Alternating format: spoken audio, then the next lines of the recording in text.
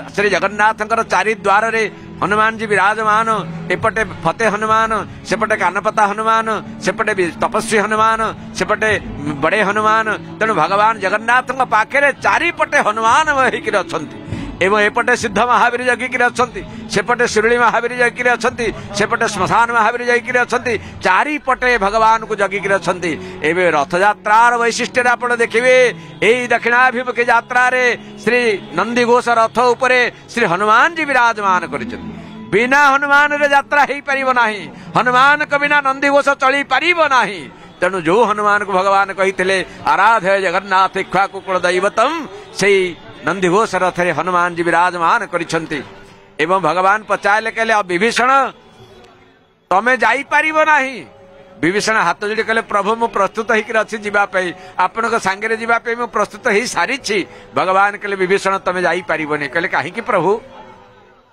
कहले एइथि जाई तमे जेतेबेले आसिलो लंकारु मो पाखे शरणागत नेबाकू आसिल सेतेबेले मु तुमर मन कथा को जानी पारी जे तुम अंतर्यामी तेणु तुम अंतर कथा को बुझी पारी तमे आसिला बेले मन भितर या विचार कर आसीथिलो ना प्रभु बाली की मारिले एवं तार भाई सुग्रीव को राजा करदेले किष्किंधा कटकर राजा करदेले आउ सेई गति मते रावण करिछि रावण मते मारिछि एवं रावण मते तोड़ी देइछि तेणु प्रभु निश्चय रावण को मारिबे एवं रावणर भाई हिसाब रे मते ए लंका कटकर राजा करदेवे सत ना विभीषण तल को मुह पोति देले कहले हाँ प्रभु कहले सेइति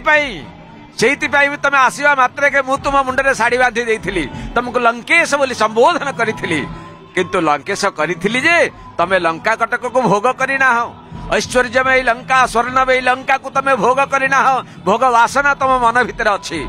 तेणु मु तुमको छाड़ी दे जाऊँगी आशीर्वाद करुछि कल्प एक कल्प पर्यंत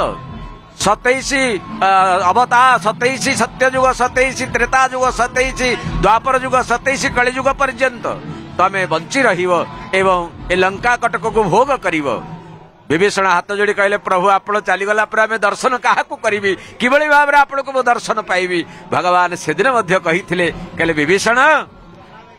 मु तो मंदिर भितर बाहरी भी तुमको देखा करने तमें मत देखा करने को लंकार जीवनी मु तुमको देखा करने बाहर को आसबि तमें मंदिर भितर को जावा दरकार ना मु मंदिर भितर बाहरी आउ जेते बेले मंदिर मो नवदिनात्मक यात्रा को समाप्त करी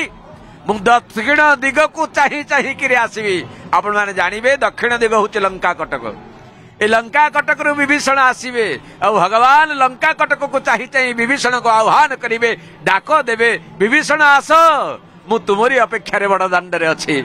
एवं विभीषण आसिक महाप्रभु को दर्शन करेंगे खाली से नुह भगवान जिते गर्भगृह भीतर को जीवे से भगवान किसी समय अटकी रे एवं श्री गरुड़ पछरे भगवान श्री जगन्नाथ विभीषण वंदापना हम विभीषण वंदापना करेंगे प्रभु को एवं से विभीषण वंदापना हो सारा महाप्रभु सिंहासन को जीवे तेणु महाप्रभु कहले विभीषण ये कार्य तमें प्रति वर्ष मोर नवदिनात्मक यात्रा रथ यात्रा तमरे कार्य हम तेणु रथ यात्रार वैशिष्ट्य हेतु ए यात्रा को रथ यात्रा बोली कहा जाए अनेक 5 जनक कथा आम कहीपर ना समय नहीं आम देखा रथ बर्तमान प्रस्तुत होकर अच्छी एवं समस्ते प्रस्तुत होकर अच्छा सेवायत मान भितर कार्य लगी महाप्रभुकर श्रीमुख खंडुआ राति पड़ी एवं महाप्रभुकर सेनापटा लगी सारी एवं आम देखा महाप्रभुकर कौन कौन नीति ता भितर हेलानी एवं नीति ता भितर आज देखिए महाप्रभुकर मंगला आरती हम मंगला आरती सरला महाप्रभुकर अन्य कार्य आज महाप्रभु गंटे खेचड़ी खाई आसवे खाली जीवेनि आसला बेले जमी खेचड़ी खाई आसी आज से भाई खेचड़ी गंडे खाई जी बाहर को जाऊँच महाप्रभुकर बर्तमान आप देखिए मंगला आरती 7टा 14 मिनिट होता तड़प लगी संपूर्ण होकर अवकाश पूजा अनुष्ठित बर्तमान होउची एवं संवाद आसूची आम मोबाइल के आसूची जे अवकाश पूजा संपूर्ण हैला बर्तमान महाप्रभुकर स्नान कार्य सरिला महाप्रभु दांत घसी स्नान कार्य को बर्तमान सरिला तेणु स्नान कार्य सरीगला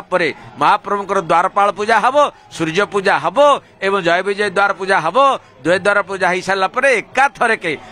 जलखिया एवं खेचड़ी एकाथरे खाई महाप्रभु टाइहा लगे सुंदर भाव पहंडी पहंडी बड़ रथ को आसवे से समय को अपेक्षा भक्त माने बड़दाण्ड रे संपूर्ण भाव में गहली लगे सारे एवं समस्ते बड़दाण्ड रे उपस्थित हो सारे एवं आपण मैंने देखिए ये जो बड़दाण्ड आज जो जनगहली होती ये रथ यात्रा रे थाए